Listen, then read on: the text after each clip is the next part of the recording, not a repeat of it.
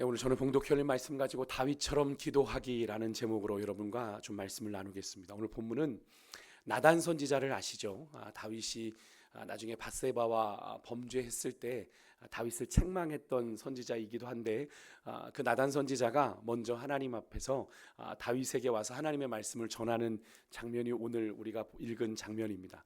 나단 선지자를 통해서 하나님께서 다윗과 그의 나라에 주시는 언약의 말씀을 들은 다윗이 그냥 잊지 못해요. 하나님께서 당신과 당신의 나라에 이런 은혜를 주실 겁니다 라고 하니까 다윗이 그 언약의 말씀을 선지자 통해 듣자마자 그가 언약궤 앞으로 나아가서 하나님 앞에 기도의 자리로 나아갑니다. 하나님 앞에 기도하는 것으로 오늘 우리가 읽은 내용인데요, 그 기도의 내용을 이렇게 묵상하고 읽다가 나도 정말 하나님 앞에 이런 기도를 드리고 싶다라는 소망이 생겨서 오늘 이 시간 여러분과 그 기도의 내용을 여러분과 좀 나누려고 하는데요, 이 말씀은 우리가 7장 좀 처음부터 좀 봐야 됩니다. 그래서 우리가 7장 18절부터 29절까지 읽었지만 다윗이 이제 왕위에 오르고 나서 하나님께서 얼마나 다윗을 복을 주셨는지 우리가 지난번에도 살펴보고 또 주일날도 잠깐 언급을 드렸지만 다윗이 점점 강성하여 갔다고 말씀 나누었는데요, 오늘 7장의 시작은 이러합니다. 오늘 본문 내용의 시작이 되는 1절의 말씀을 먼저 보면 우리가 함께 읽지는 않았지만 1절에 다윗이 기도를 하나님 앞에 이렇게 귀한 만남을 갖게 된 때가 어떤 때인지가 나오는데, 우리가 한번 같이 한번 1절 말씀을 같이 읽어보겠습니다. 시작. 여호와께서 주위의 모든 원수를 무찌르사 왕으로 궁에 평안히 살게 하실 때에. 네, 다윗이 지금 어떻게 된 상태예요? 태평성대를 누리고 있는 상황입니다. 온 이스라엘의 왕이 되고, 누가 주위의 모든 원수를 무찌르세요?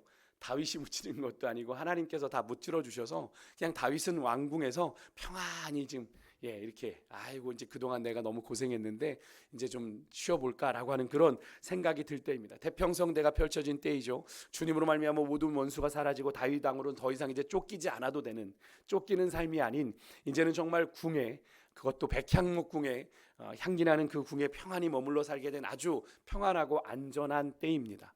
근데 여러분, 이쯤 되면 일반적으로 많은 대부분의 사람들은 이렇게 하죠. 여기까지 이르는 동안 내가 충분히 고생했으니까 이제부터라도 수고한 나를 위한 좀 삶을 살아볼까 하는 생각에 자신의 필요와 만족에 집중하며 사는 것을 볼 수 있는데요, 여러분, 물론 그럴 수 있습니다. 그런 것도 필요하죠. 우리에게 주신 육신이 있으니까 육신이 고단하고 지치는 것, 그렇게 쉼이 필요한 건 맞는데 그동안 모든 것이 하나님의 은혜이기는 했어요, 그죠? 하지만 우리 나름대로 열심히 또 인간적으로 수고하고 인내하며 또 달려왔으니까, 여기까지 왔으니까 그런 자기 자신을 좀 격려하고 위로하는 시간이 어느 정도 필요한 건 사실입니다만, 그것이 좀 너무 지나치게 되면 뭐가 되냐면 주객이 전도되는 겁니다. 그래서 그러한 자신에 대한 위로와 격려가 나도 모르는 사이에 뭐가 되냐면 거짓 평안, 거짓 안전감이 되어서 그것이 우리 인생의 궁극적인 목적이 되는 겁니다. 내가 이런 평안함과 안전함을 누리서 내가 인생을 사는 거지, 내가 이러기 위해서 사는 거지, 이게 내 인생의 목적이 되는 겁니다. 근데 우리의 삶의 참 평안과 안전감은 누가 되세요? 우리 주님이신데, 그런 거짓된 세상의 평안함과 안정감 잠깐 누리는 것에 속아서 그것이 우리의 인생의 목적이 되어버린다면 여러분 어떻게 되겠습니까? 우리가 우리 인생의 주인 되신 주님을 향해야 되는 우리의 마음과 우리의 시선이 흐트러지겠죠. 흐트러집니다. 중심을 잃어버리게 되는 것이고, 그러다 보면 어느덧 그렇게 한결같은 주님의 은혜와 돌보심에 당연하게 보여야 되는 우리의 믿음의 진정한 반응이 내 삶에 있어서 어느덧 그렇게 되는 겁니다. 거추장스러워요.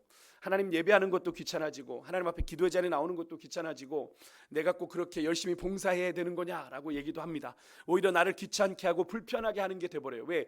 예전에는 하나님 은혜가 너무나 감사해서 당연한 반응으로 하나님 앞에 헌신하고 예배하고 말씀 보고 기도하고 했는데, 어느덧 내 삶의 목적이 다른 것으로 바뀌게 되니까, 거짓 평안에 속고 거짓 안전감에 속고 나니까 정말 참 평안 되신 하나님을 우리가 보지 못하게 되니까 어떻게 해요? 주님을 향해 온전하게 보이던 믿음의 반응들이 다 귀찮고 불편하고 거추장스럽게 느껴지더란 말입니다.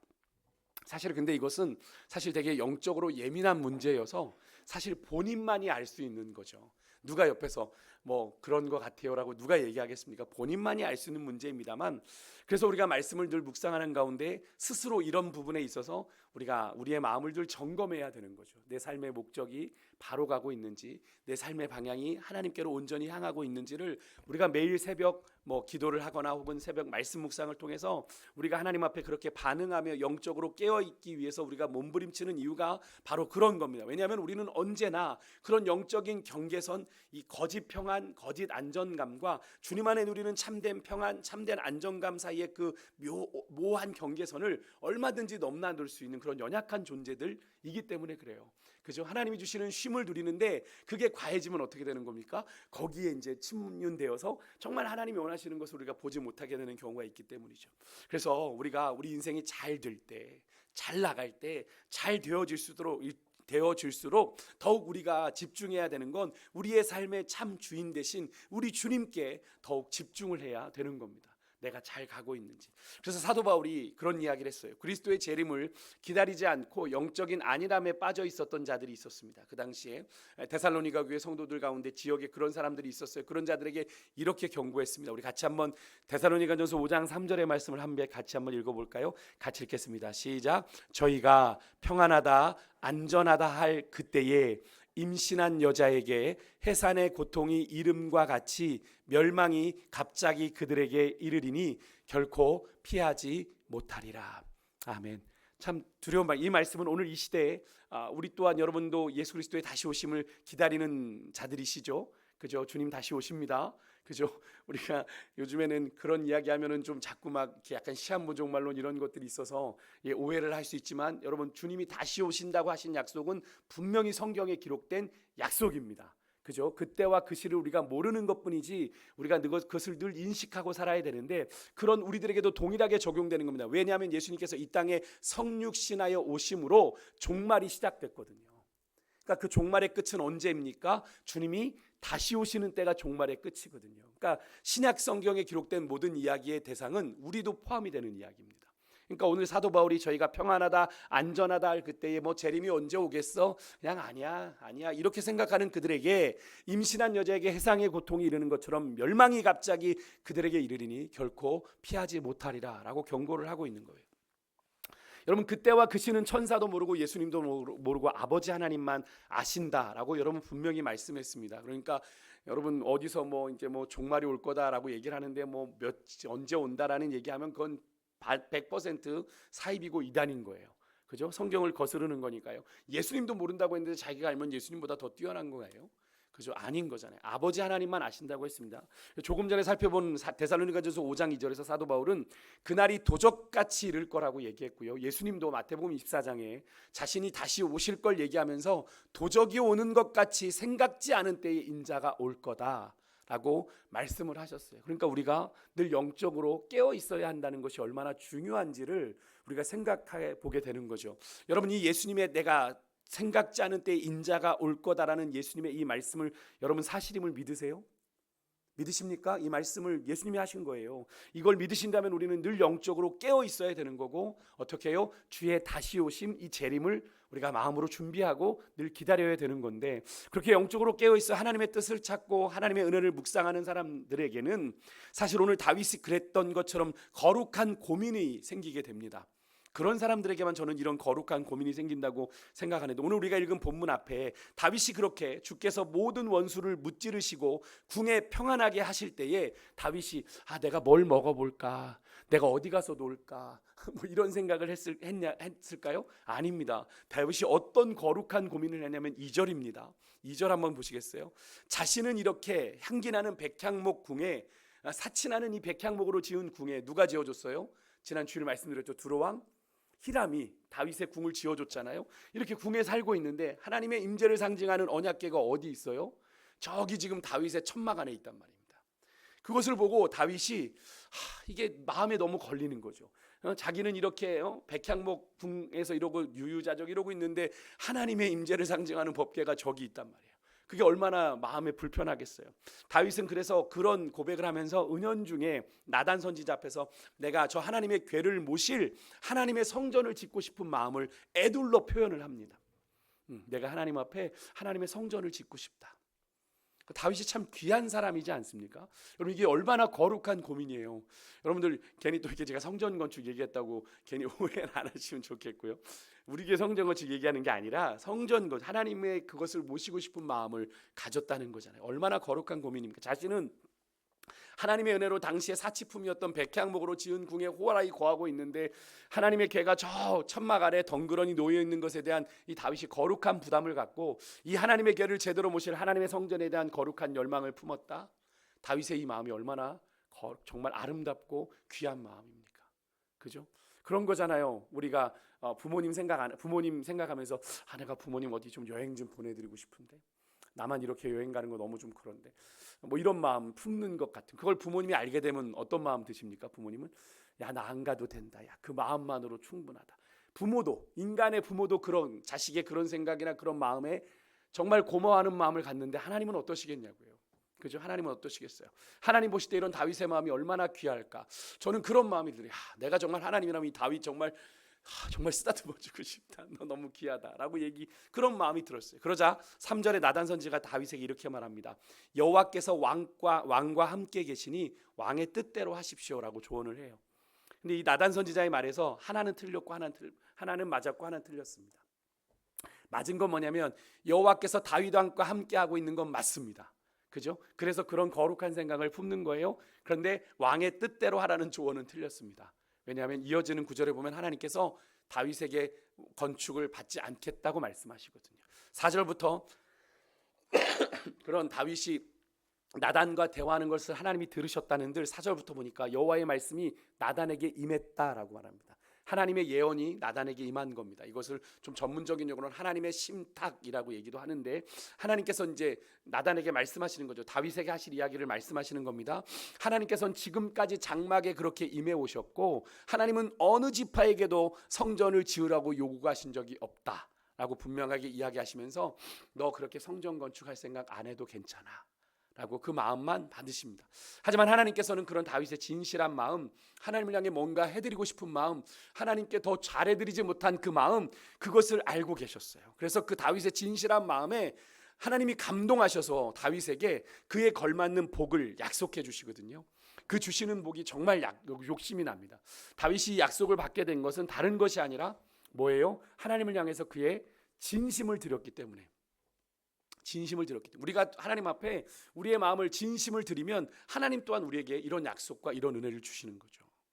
어려운 것 아니잖아요. 근데 8절에서 12절 보니까 하나님이 다윗에게 어떤 말씀을 하시냐면 하나님이 이렇게 말씀하세요. 네가 양을 치던 목동에 불과하던 너를 데려다가 이스라엘의 주권자로 삼으셨고 네가 가는 곳마다 하나님이 함께 하셔서 모든 원수를 멸하셨는데 이제는 다윗 내가 네 이름을 이 땅의 위대한 사람들의 이름처럼 위대하게 만들어 줄게. 하나님이 얼마나 다윗이 존귀하게 여기셨으면 내가 네 이름을 위대하게 만들어 줄게 약속하세요. 그리고 다윗이 다스리는 이스라엘 이 나라를 한 곳에 정해 뿌리를 박고 지내게 하시고 다시는 옮겨 다니지 않게 하시고 과거처럼 악한 자들이 이스라엘을 흔들지 못하게 하나님께서 지키시겠다고 약속을 해주세요. 그리고 다윗은 지금 하나님께 집을 세워주고 싶다고 하나님께 그죠? 하나님께 집을 지어드리고 싶다고 했는데 하나님이 오히려 다윗에게 집을 세워주시겠다고 이야기를 하는데요. 11절에 보면 여기서 집은 뭘 의미하냐면 다윗의 자손을 의미해요. 다윗의 왕조를 의미합니다. 다윗의 왕조를 하나님이 세워주시겠다고 약속을 주세요.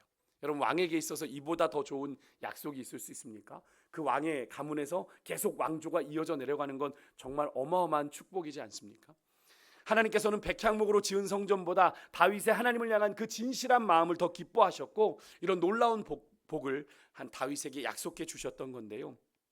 그리고 12절부터 보면 하나님의 약속이 이제 다윗 당대에만 머무는 약속이 아니라 다윗 당대를 뛰어넘어서 다윗 자손에게까지 그 약속이 이어지는데 하나님께서 말씀하세요. 다윗의 몸에서 난 씨를 통해 내가 내 집 하나님의 집 성전을 건축하게 할 것이고 그의 왕위를 영원히 견고하게 해주겠다. 누구를 말하는 겁니까?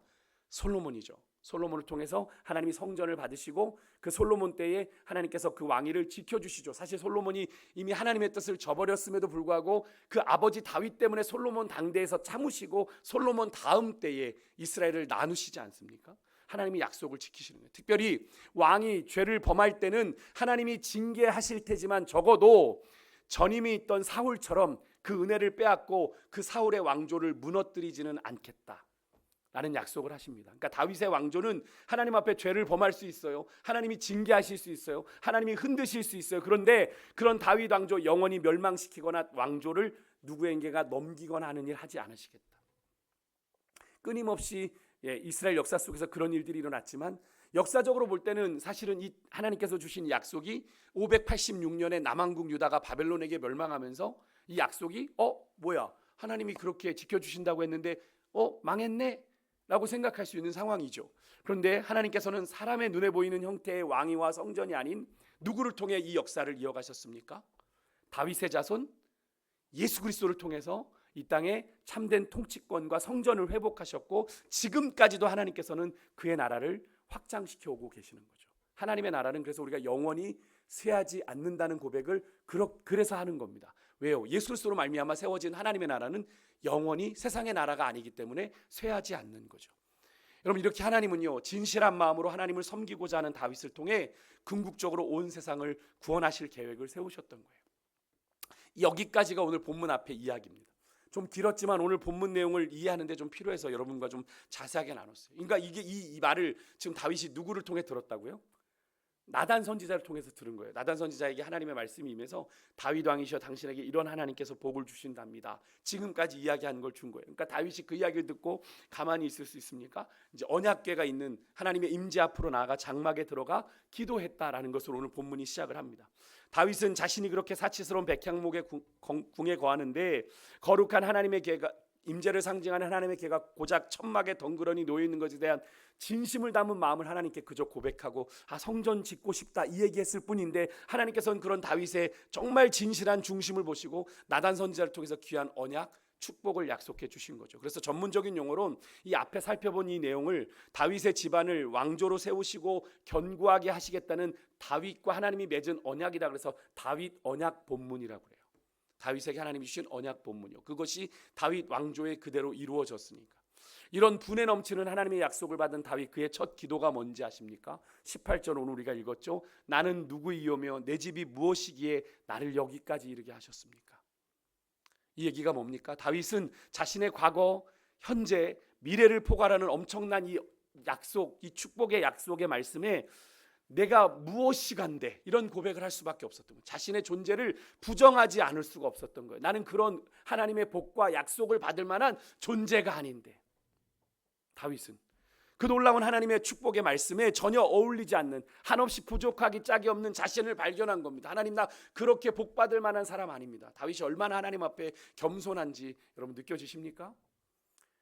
아마 저 같았으면 하나님 나 잘했죠? 라고 얘기했을 것 같은데 다윗은 그러지 않아요. 하나님, 내가 누구이오며 우리 집이 무엇이기에 나를 여기까지 이런 복을 주십니까? 그 나단 선지자를 통해서 이렇게 분에 넘치는 복을 주십니까? 그렇게 고백하는 거야. 그 복 앞에서 나를 부정하지 않을 수 없는 거야. 내가 너무나 더러운데, 나는 연약한데, 나는 부족한데 하나님 내게 그런 복을 주신다고요? 물론 이 표현이 그 당시에 하나님이나 신이나 왕이 베푸는 호의에 일반적으로 하는 관용구, 우리나라로 치면 그런 거죠. 성은이 만극합니다. 이런 고백과 같은 그런 관용구라고 학자들은 이야기합니다만, 저는 그렇다고 다윗이 이 표현을 하나님께 상투적으로 썼을 거라고 생각하지 않습니다. 그냥 그렇게 왕에게 성은이 만극합니다라고 얘기하기 위해서 다윗이 얘기했다고 생각하지 않아요. 다윗은 정말 중심을 다해서 그 하나님의 어마어마한 축복 앞에 나는 어울리지 않는데, 그런 마음으로 자신의 그 고백을, 자신의 연약함을 고백한 거죠. 다윗은요, 분명히 그 한량없는 하나님의 은혜와 복 앞에서 자신의 존재가 얼마나 부족하고 연약하고 모자란지를 알았습니다. 그래서 이미 베풀어 주신 은혜만으로도 하나님 충분하고 넘치는데 19절 보세요. 19절. 주께서 이미 주신 이것을 오히려 적게 여기시고 또 종의 집에 있을 먼 장래의 일까지도 말씀하셨습니다. 이미 하나님께서 지금까지 내가 누리는 복도 넘치는데 어떻게 해요? 그것을 적게 여기시고 하나님께서 먼 장래의 일까지도, 그 다윗을 통해 세울 그 다윗 왕조에 대한 이야기까지도 말씀하여 주셨다라고 고백하면서 그 하나님의 그 감당할 수 없는 은혜에 다윗은 마음껏 지금 막 놀라고 있는 거예요.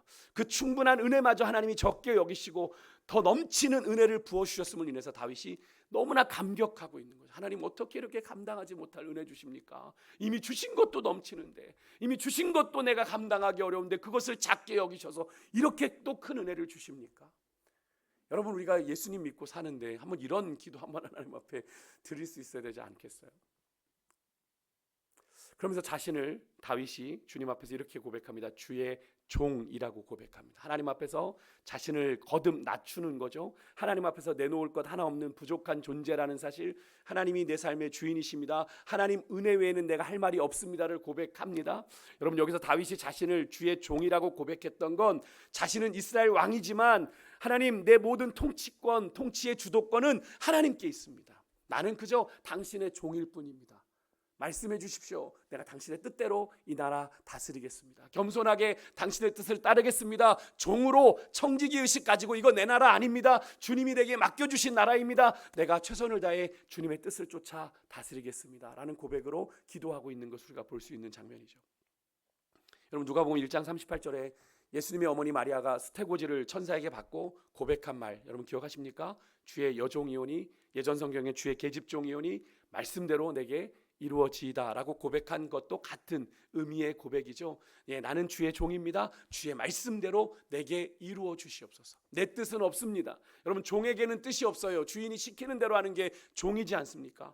이 마리아의 고백도 다윗의 고백도 동일합니다. 하나님, 내 맘대로 이 나라 다스리지 않겠습니다. 당신 뜻대로 다스리겠습니다. 주의 종에게 말씀하여 주십시오.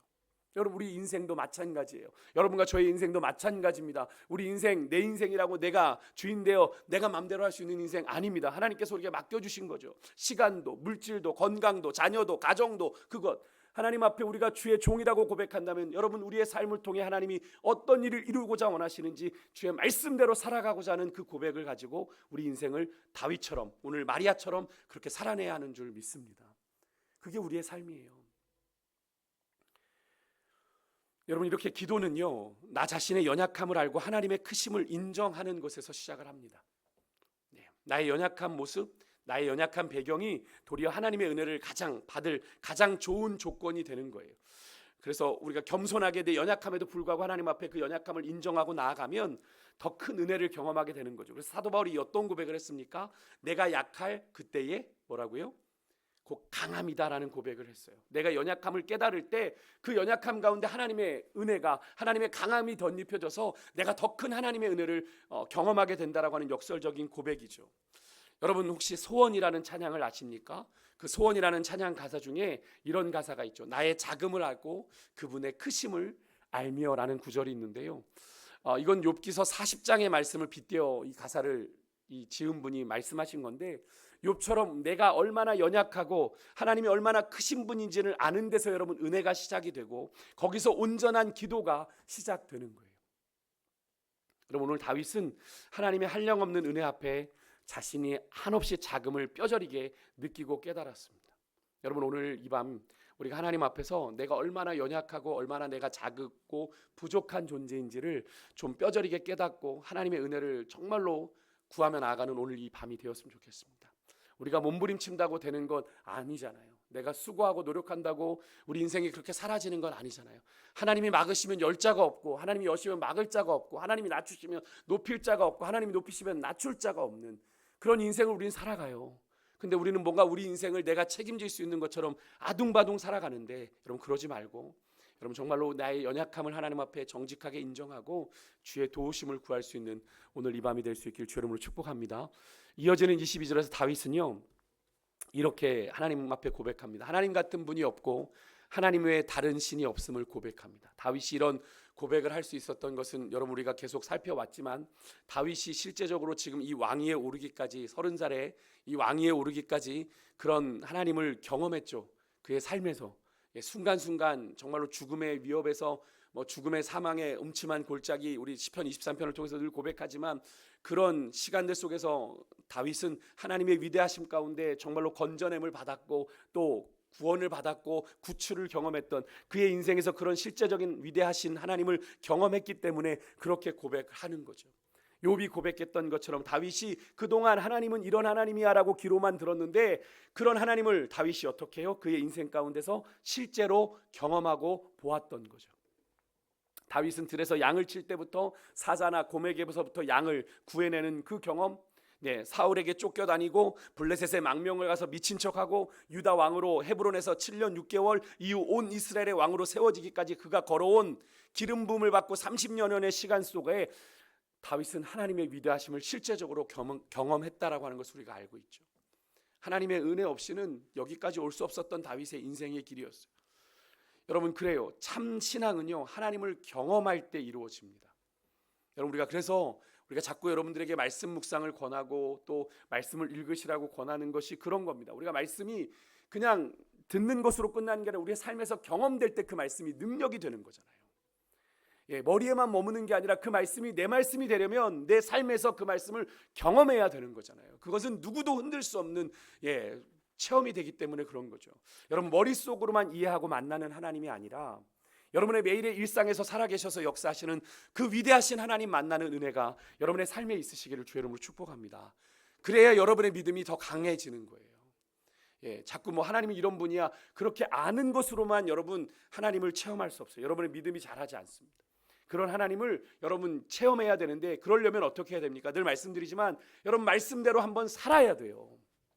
말씀대로 순종하며 살아갈 때 하나님을 체험하게 되는 겁니다. 내 뜻대로 살아갈 때 경험하는 게 아니라 우리가 말씀에 순종할 때 주의 역사가 일어나잖아요. 성경에 보면 하나님의 역사가 일어나는 모든 순간은 우리가 말씀에 순종했을 때란 말이죠. 여러분, 정말 소망하기는 여러분의 삶의 현장에서 여러분 말씀의 순종함을 통해 하나님의 역사를 경험해 보십시오. 그래야 여러분의 믿음이 자라는 거예요. 여러분의 믿음이 강해지는 거예요. 이어지는 23절 24절에 보면 다윗은 개인적인 고백을 넘어서 이제는 이스라엘의 왕으로 하나님을 찬양하는데 이런 고백을 합니다. 이 땅에 어느 한 나라가 주의 백성 이스라엘과 같으리까, 이렇게 반문하면서 이스라엘이 아무 자격도 없는 미약한 민족이었지만 하나님이 일방적으로 이 이스라엘이라고 하는 나라를 택하셔서 당신의 백성 삼아주시고 그 이스라엘을 구속하셔서 인도하시고 수많은 적들 앞에서 하나님 당신의 명성을 나타내는 도구로 이 이스라엘을 사용하고 계시는 것을 고백하고 있는데요. 여러분, 이 고백이 비단 이스라엘에게만 국한된 고백이겠어요? 하나님의 이스라엘을 향한 일방적인 선택, 여러분 그것은 우리에게도 동일하게 있어야 되는 고백이죠. 여러분, 예수 그리스도로 말미암아 영적 이스라엘 백성된 여러분과 저에게도 있어야 되는 동일한 믿음의 고백인 거죠. 여러분, 하나님의 은혜가 아니면 여러분과 저는 그냥 죄 가운데 영원히 멸망받을 수밖에 없는 여러분과 저, 하나님이 그냥 버려두지 아니하시고 하나님의 섭리와 경륜 속에 우리를 택하셨죠. 우리가 잘해서 하나님이 선택해 주신 것 아닙니다. 하나님의 일방적인 주권, 하나님의 일방적인 은혜로 우리를 택하시고 구원하셔서 하나님의 거룩한 자녀 삼아 주셨기에 오늘 우리가 이 자리에 있는 거잖아요.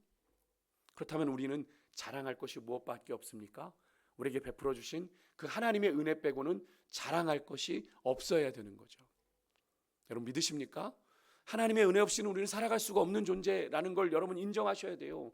여러분, 우리는 그냥 하나님이 우리를 구원하기로 작정하지 않으시면 우리는 영원히 멸망받을 수밖에 없는 존재들이거든요. 그런데 하나님께서 우리를 구원키로 작정하셔서 택하셨단 말입니다. 이 수십억 인구 가운데 여러분 한 분 한 분을 택하셔서 하나님의 거룩한 자녀 삼으셨다는 것, 여러분 이것이 얼마나 놀라운 은혜예요. 우리가 뭔가 해서요?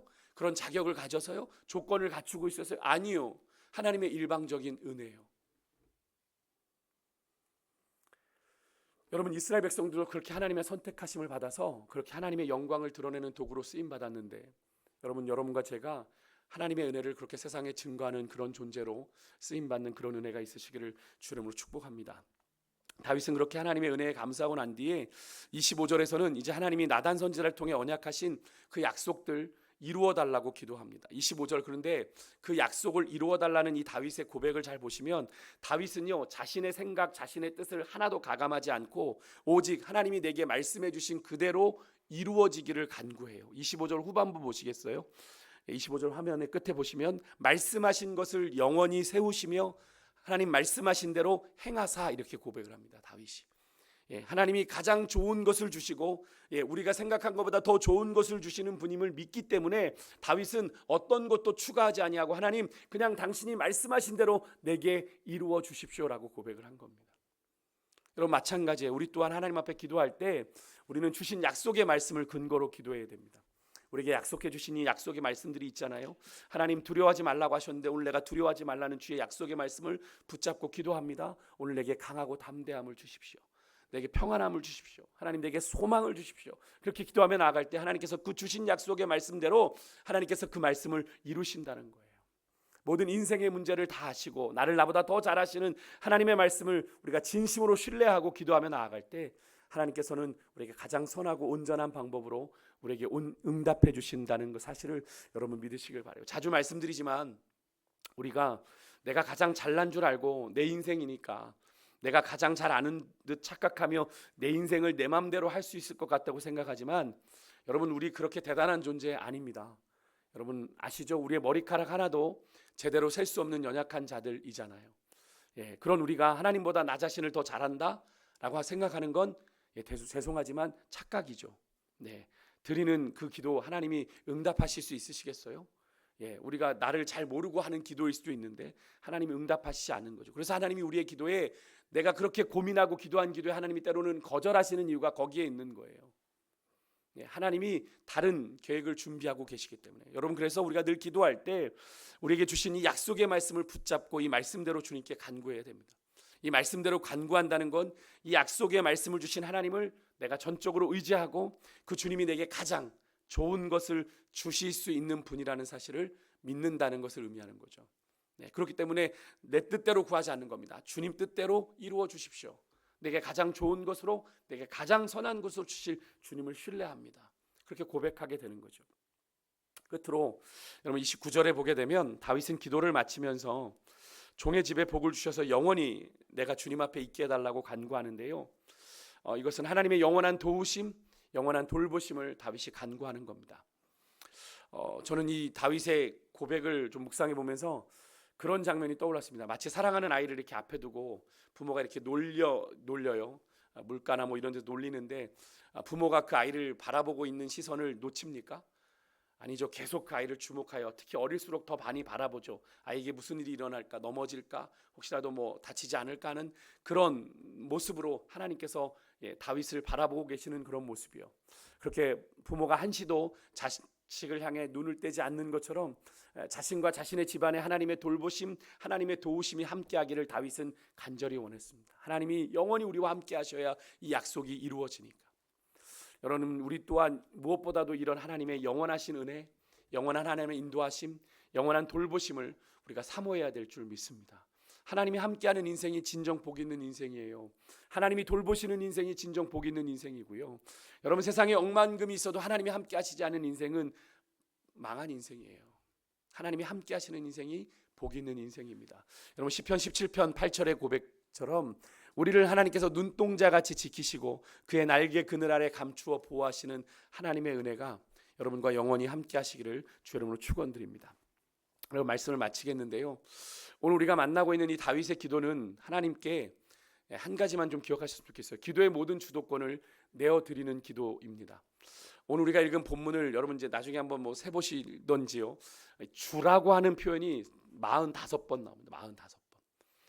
이 사실이 무엇을 의미합니까? 다윗이 그 자신의 인생을 자신의 힘으로 뜻을 이루려고 하지 않고 만왕의 왕 되신 주님께 모든 것을 맡긴다는 걸 의미하죠. 그러니까 자꾸 주님을 찾는 거예요. 주님 찾는 겁니다. 여러분 그래요. 성도도 마찬가지입니다. 우리가 성도라고 하는데 구원받은 하나님의 백성이라고 얘기하는데 하나님의 자녀라고 하는데 여러분 우리는 값으로 산 것이 된 존재잖아요. 십자가 대속의 은혜로 말미암아 죄값에서 대속함을 받아 값으로 산 것이 되어 우리의 삶의 소유는 누구에게 있어요? 나에게 있는 것이 아니라 하나님께 있어요. 그렇기 때문에 우리의 삶의 모든 주도권을 누구에게 내어드리는 게 맞습니까? 우리의 삶의 주인 되신 주님께 내어드리는 게 맞는 것이고 우리의 인생을 우리 주님께 온전히 맡겨드릴 수 있어야 돼요. 그렇게 할 때 하나님이 다윗에게 그러하셨던 것처럼 하나님이 우리 인생을 높여주시고 하나님이 우리와 영원히 함께 하시는 그 은혜와 복을 베풀어 주시게 된 겁니다. 그리고 한 가지 더 살펴볼 것은 우리가 아까 서두에 살펴봤던 건데요. 오늘 본문의 다윗이 하나님을 정말 감동시키는 인생이 되었죠. 저는 여러분과 저의 인생이 그렇게 하나님을 좀 진심으로 감동시키는 그런 인생이 될 수 있기를 소망합니다. 다윗은 정말로 다 이루었다고 할 만한 평안하다고 안전하다 할 그때를 자신의 안위와 만족을 누리는 데 집중하기보다는요, 그 시간에도 내가 어떻게 하면 하나님을 기쁘시게 할 수 있지, 내게 주신 그 모든 은혜를 내가 무엇으로 보답할지를 그 왕자에 앉아서 고민하던 중에 그의 눈에 하나님의 궤가 너무나도 초라하게 천막에 있는 것을 보았던 거예요. 그래서 하나님의 궤를 모실 만한 성전 건축 내가 지어볼까? 라고 하는 그 마음 품었을 뿐인데, 그것을 그냥 선지자랑 나누었을 뿐인데, 하나님은 그런 다윗의 중심을 보시고 감동하셔서 그의 인생에 어마어마한 복과 은혜를 약속해 주신 거잖아요. 저는 여러분과 저의 일상이 하나님을 그렇게 날마다 좀 감동시키는 그런 일상이 되었으면 좋겠습니다. 그래서 꼭 이 두 가지 질문을 여러분들이 매일 같이 좀 수시로 여러분들 스스로에게 던졌으면 좋겠는데요. 하나는 미가서 6장 6절에서 8절의 말씀인데, 우리 같이 화면을 좀 같이 보고 읽어볼까요? 같이 읽겠습니다. 시작. 내가 무엇을 가지고 여호와 앞에 나아가며 높으신 하나님께 경배할까? 내가 번제물로 1년 된 송아지를 가지고 그 앞에 나아갈까? 여호와께서 천천의 순양이나 만만의 강물 같은 기름을 기뻐하실까? 내 허물을 위하여 내 맏아들을 내 영혼의 죄로 말미암아 내 몸에 열매를 드릴까? 사람아, 주께서 선한 것이 무엇임을 내게 보이셨나니 여호와께서 내게 구하시는 것은 오직 정의를 행하며 인자를 사랑하며 겸손하게 내 하나님과 함께 행하는 것이 아니냐. 아멘. 이 말씀을 딱 요약해 보면, 하나님을 어떻게 하면 내가 기쁘시게 하지? 내가 하나님을 어떻게 해서 내가 하나님을 기쁘시게 하지? 여기에 물론 답이 나와 있죠. 하나님이 구하시는 건 정의를 행하고 인자를 사랑하고 겸손하게 내 하나님과 함께 행하는 것. 그것을 우리의 삶에서 구체적으로 실천할 때 우리는 하나님을 기쁘시게 하는 삶을 살아갈 수 있다라고 얘기합니다. 이것과 더불어서 시편 116편 12절, 저는 늘 이 고백을 하나님 앞에 드리는데요. 여러분, 이 말씀입니다. 같이 한번 읽어볼까요? 시작. 내게 주신 모든 은혜를 내가 여호와께 무엇으로 보답할까? 아멘. 여러분에게 하나님께서 주신 은혜가 있음을 믿으십니까? 이것을 깨닫지 못하면 이 질문은 아무 의미가 없는 거예요. 내가 잘나서 구원받았고, 내가 뭐 이 정도면 내가 수십 년 신앙생활 했는데, 내가 그렇게 봉사해 왔는데 이 정도면 내가 구원받을 자격 있지라고 생각하면, 그래서 하나님의 은혜가 하나님의 은혜로 느껴지지 않으면 사실 이 질문은 아무 의미가 없는 겁니다. 그런데 우리가 내가 그렇게 구원받을 수밖에 없는 존재인데, 나는 영원히 멸망받을 수밖에 없는 존재인데 하나님께서 나를 이렇게 구원해 주셨지, 이것이 웬 은혜인가가 고백이 되면, 여러분, 이 질문이 다시 거기서 시작될 수 있는 거예요. 그 은혜를 내가 보답하기 위해서 내 남은 여생 어떻게 살아가지? 나를 구원해 주셨는데, 나로 천국의 소망을 가지고 이 땅에 나그네 인생길을 살아가게 하셨는데, 나를 부르시는 그날까지 내가 어떻게 살아가야 되지? 내게 주신 시간, 내게 주신 물질, 내게 주신 건강, 그것을 가지고 내가 그 은혜에 어떻게 보답하며 살아가지? 라고 질문하며 살아갈 때 우리의 삶의 방식이, 우리의 삶의 기준이 달라지게 되는 거죠. 여러분, 정말로 이 질문을, 여러분들이 이 두 가지 질문을 끊임없이 하나님 앞에 드리는 가운데, 오늘 다윗과 같은 진심을 하나님 앞에 드리는 그런 여러분과 저의 삶이 될 수 있길 소망합니다. 그렇게 하나님이 감동하시면 하나님께서 다윗과 같은 놀라운 은혜를 주시게 되는 거예요. 여러분, 한번 두 가지 질문 다시 한번 좀 보실까요? 한번 읽어볼게요. 한번 읽겠습니다. 시작. 하나님을 어떻게 하면 기쁘시게 할까? 내게 주신 모든 은혜를 내가 여호와께 무엇으로 보답할까? 여러분, 이 두 가지 질문을 꼭 잊어버리지 마시고 매일 여러분들 스스로에게 질문하십시오. 그리고 하나님 앞에 내가 어떻게 살아가야 할지 하루의 삶의 방향을 결정하시고, 그렇게 방법을 결정하시고, 그렇게 주를 위해 살아가는 삶. 왜 그렇게 우리의 삶을 올가매려고 합니까, 목사님? 여러분, 우리의 삶, 아까도 말씀드렸잖아요. 언제 주님이 우리를 부르실지 모르는 인생을 살아가는데 언제까지 우리가 그렇게 여유를 부리고 살아갈 수 있겠어요? 여러분, 우리가 하나님께서 기회를 주셨을 때, 내게 하나님의 그 은혜를 보답할 수 있는 기회를 주셨을 때 우리가 보답하며 살아가는 것이 맞는 것 아니겠습니까? 여러분, 그것을 올가미로 느낀다면 죄송하지만 여러분은 은혜가 벌써 여러분에게서 퇴색되신 거예요. 은혜가 사라지면 하나님께서 주시는 하나님의 말씀을 기쁘게 지킬 수 있는 게 아니라 그것이 우리에게 올가미가 되는 거예요. 나를 번거롭게 하고 나를 거추장스럽게 하고 나를 불편하게 하는 것이 되는 겁니다. 근데 여러분, 하나님의 은혜가 우리 안에 부어지면 하나님의 말씀을 지키는 것이 부담스럽지 않아요. 왜? 그렇게 살아가는 것이 하나님을 기쁘시게 하는 거니까. 여러분, 우리의 삶을 좀 정직하게 잘 돌아보고 하나님 은혜 가운데서 우리가 어떻게 살아야 되는지, 그냥 우리가 교회 문턱만 밟고 있다고, 예배만 드리러 나온다고 우리가 그리스도인인 건 아니잖아요. 여러분, 정말로 우리가 삶의 다른 방식이 있어야 되고 삶의 다른 기준이 있을 때 우리는 하나님 앞에서 온전한 믿음의 삶을 살아가게 되는 줄 믿고요. 그렇게 우리가 살아가기로 이 시간 결단하며 나아가는 은혜가 있으시길 주님으로 축복합니다. 우리 찬송